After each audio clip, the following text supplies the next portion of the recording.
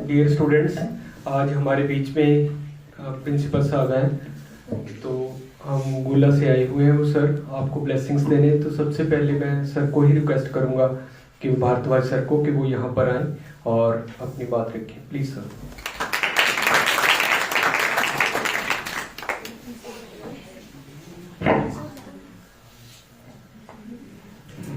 आदरणीय स्कूल के principal sir और बीओ सर ओम प्रकाश जी, इस विद्यालय का स्टाफ, पत्रकार बंधु और प्यारे बच्चों, आज तो क्या काफी दिनों से मुझे पता ही था कि आपके स्कूल में कैंप चल रहा है और शायद 3 दिन पहले हमने तय कर लिया था कि आपके स्कूल में आना है आप लोगों से मिलने के लिए।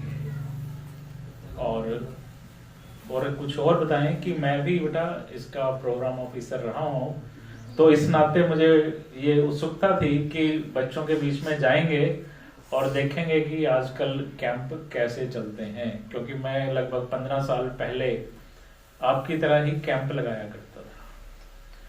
तो आज के इस समापन समारोह में आप कुछ फील कर रहे होंगे अलग सा ना, अपने स्कूल को जब आप देख रहे होंगे और पिछले 7 दिन पहले स्कूल कैसा था उससे अगर आप तुलना कर रहे होंगे तो आपको कुछ गर्व महसूस हो रहा है कि नहीं? क्या लग रहा है?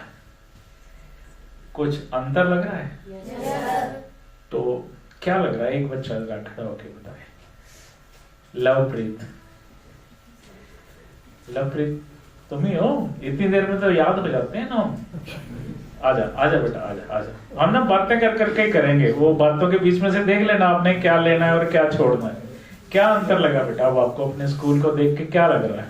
सर जी, ਸਾਨੂੰ ਬਹੁਤ ਵਧੀਆ ਲੱਗਦਾ ਪਿਆ ਹੈ। ਸਾਨੂੰ ਇਹ ਸਿੱਖਣ ਨੂੰ ਮਿਲਿਆ ਹੀ ਕਿ ਪਹਿਲਾਂ ਅਸੀਂ ਐਵੇਂ ਕੁਝ ਵੀ ਜਿਵੇਂ ਸਟੇਜ ਨੂੰ ਹੁਣ ਆ ਕੇ ਬੋਲਣਾ ਐਵੇਂ ਕੁਝ ਨਹੀਂ ਹੀ ਕਰ ਪਾਉਂਦੇ, ਹੁਣ ਅਸੀਂ ਬਹੁਤ ਵਧੀਆ ਤਰੀਕੇ ਨਾਲ ਬੋਲਣਾ ਸਿੱਖ ਗਏ ਹਾਂ। ठीक है, चलो जो आप कहोगे ना मैं उसी बात को थोड़ा आगे बढ़ाऊंगा। लवप्रीत ने बताया कि पहले हम स्टेज पे आके नहीं बोल सकते थे और यहाँ आके हमने सीखा है।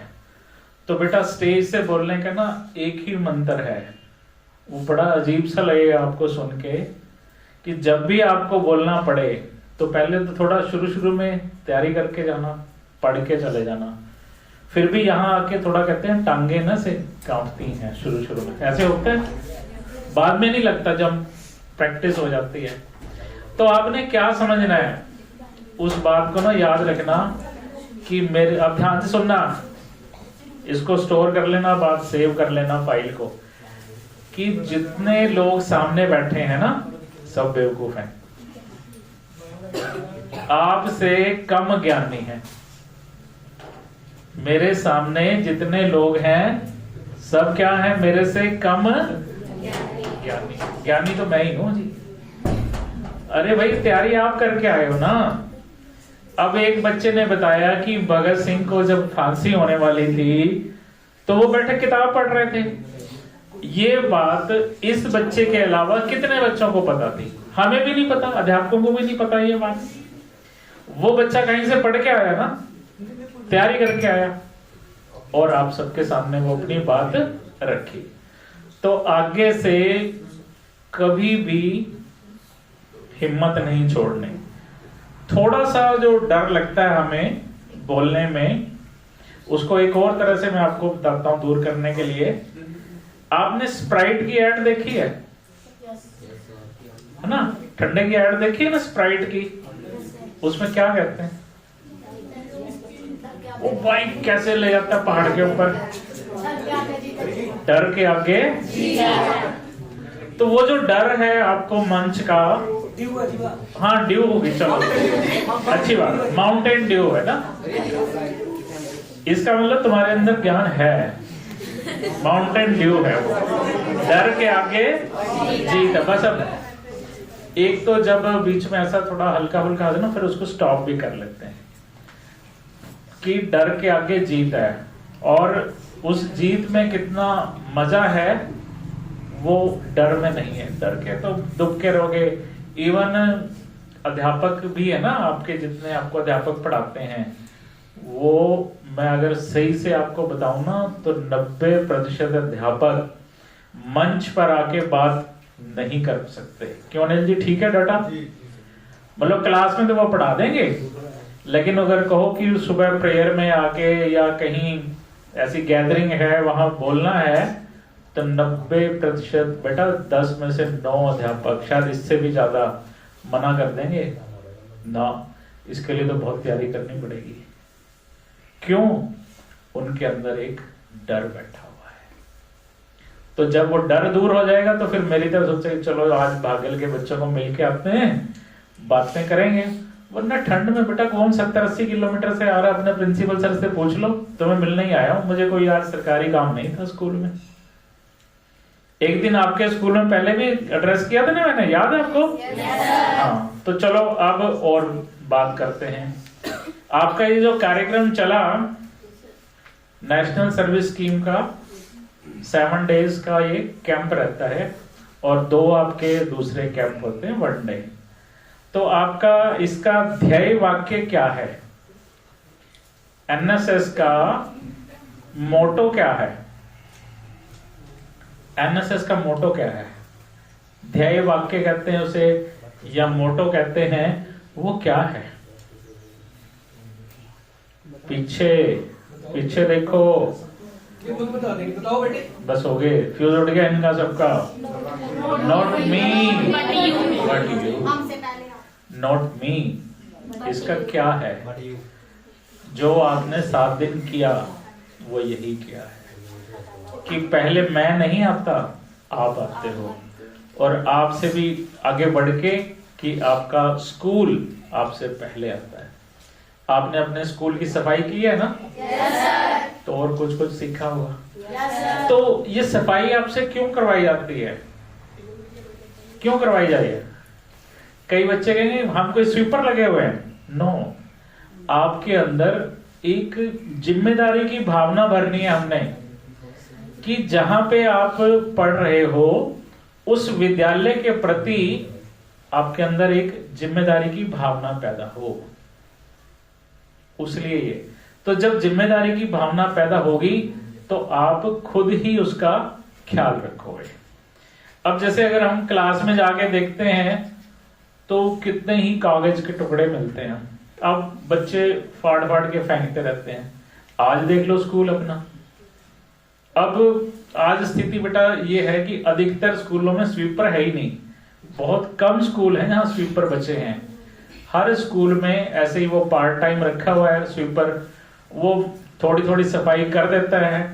क्लासरूम्स में ज्यादातर बच्चे सफाई खुद ही करते हैं। तो जब आपको काम खुद ही करना है तो उसकी आप सफाई की जिम्मेदारी क्यों नहीं उठा लेते? आप नहीं उठाते, इसीलिए आपको कैंप के अंदर ये सफाई करवा के आपके अंदर ये फीलिंग डाली जा रही है, उसकी कोशिश की है। अब आपके अंदर कितनी डलेगी वो तो हमें आने वाले समय में नजर आएगी कि आपने कितनी जिम्मेदारी से चीजों को ग्रहण किया है और कितना ग्रहण नहीं किया। तो एक टॉपिक में ना छोटे छोटे 2-3 टॉपिक कवर करूंगा। सतिंदर सर से पूछ लिया था कि टाइम कितना है, फिर भी अधिक समय नहीं लेंगे।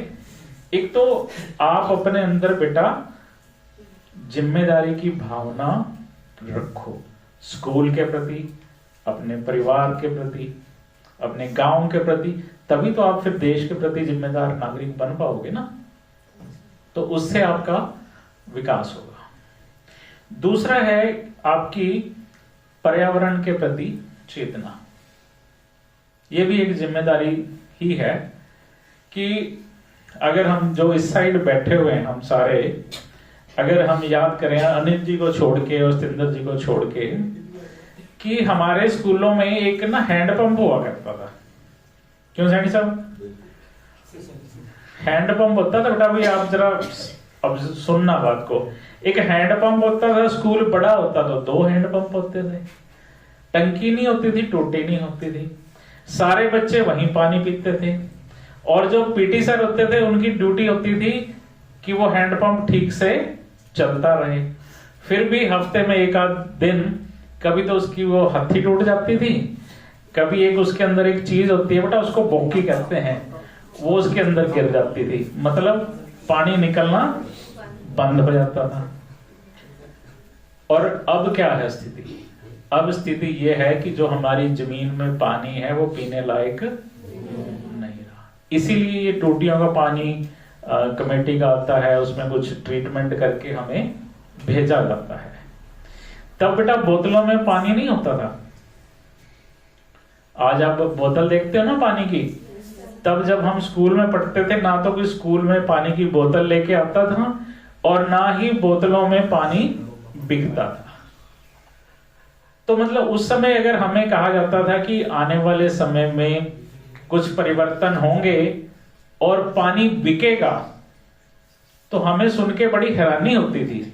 लेकिन हमारे जीवन काल में वो स्थिति आ गई कि आज पानी दुकानों पे बिक रहा है।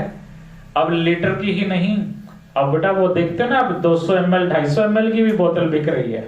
मतलब उसमें 1-1.5 कप पानी होता है, बिक रही है ना बोतल।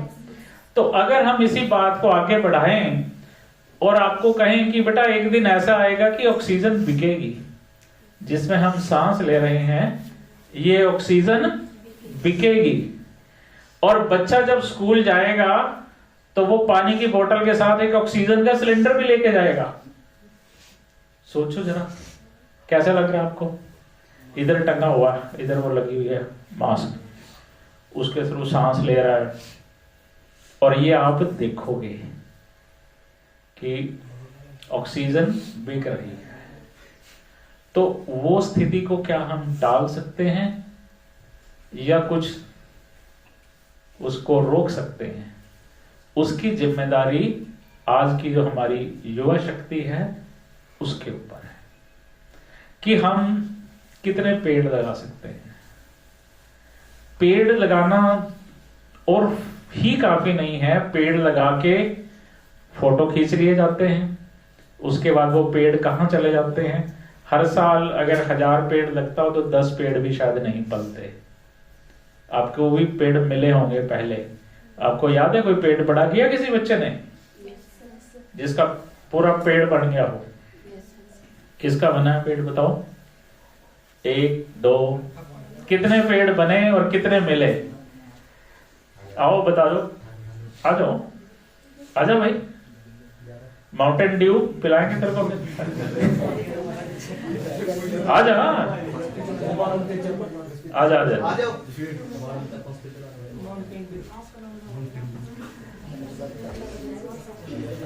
हाँ हाँ हाँ ना, ये तो सबको बताना बेटा। यूं थोड़ी ये पकड़, पहले इधर आ मेरे पास, ये लो।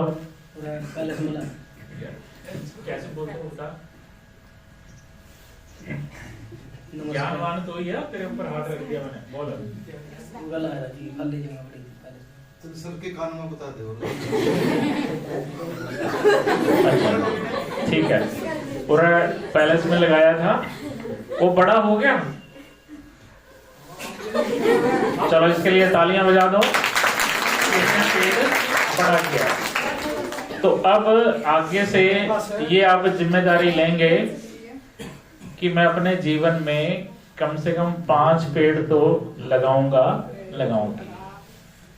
तो उससे काफी मात्रा में आपको ऑक्सीजन जो है वो मिल जाएगी।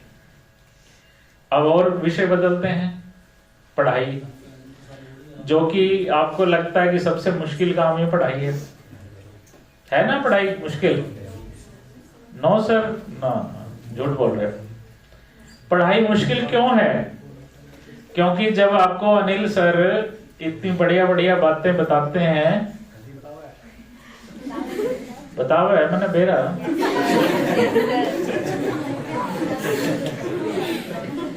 तो क्यों हमें अच्छी नहीं लगती ना? क्योंकि हम ये चाहते हैं, बच्चे ये चाहते हैं कि अध्यापक वही बात करे जो हमें अच्छी लगती है, लेकिन अध्यापक को वो बात करनी है जो आपके हित में है। अध्यापक का पढ़ाना और पढ़ने के लिए आपको कहना आपके हित में है, वरना उनको तो जितनी सैलरी मिलती है वो मिल ही जाएगी, आप पढ़ो या ना पढ़ो। लेकिन अगर आप पढ़ोगे तो उनको एक खुशी मिलती है। अध्यापक आपके दुश्मन नहीं है बेटा, आपका जीवन संवारने के लिए ही वो हैं। तो अपना ध्यान केंद्रित करो पढ़ाई के ऊपर। अब थोड़े दिन बचे हैं परीक्षा में, तो अपना हिसाब किताब खुद को दो। एक डायरी लगाओ छोटी सी, वो डायरी किसी को दिखानी नहीं है, स्कूल में नहीं किसी दिखानी, ना मम्मी को दिखानी ना पापा को दिखानी, उसमें आपकी आत्मा देखेगी वो डायरी। उसमें लिखो, अपना टारगेट लिखो कि कल का मेरा क्या टारगेट है, कि मैं हिसाब के कितने सवाल करूंगा, कल इंग्लिश का क्या करूंगा। और अगले दिन रात को सोने से पहले फिर वो डायरी लिखो कि आज का मेरा हिसाब किताब क्या था, आज का मेरा टारगेट क्या था और मैंने प्राप्त कितना किया। तो पक्की उम्मीद है मुझे कि तुम्हें ना 5-7 दिन में टेंशन होनी शुरू हो जाएगी। आप ना टीवी छोड़ दोगे, आप मोबाइल छोड़ोगे। जब आप अपनी नजरों में ही फेल होते नजर आओगे ना, कि 10 सवाल करने थे, सवाल कितने करे 2, नंबर कितने आए 20%। अब 20% तो कोई लेना नहीं चाहता ना।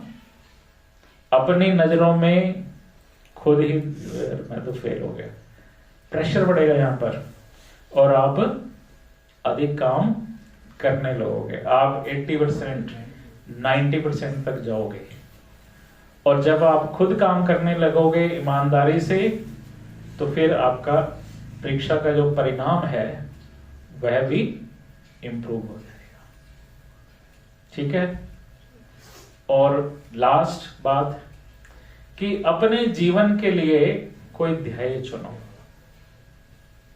अगर हम यहां से आपसे पूछना शुरू कर दें, ये मैं आऊंगा आपके पास किसी दिन, फिर ऐसे मीटिंग करेंगे एनएसएस वालों की, और आपको पूरा मौका देंगे कि आप बोलो कि जीवन में आपका ध्येय क्या है। कहते सपने लेना, सपने लेने का सबको हक है।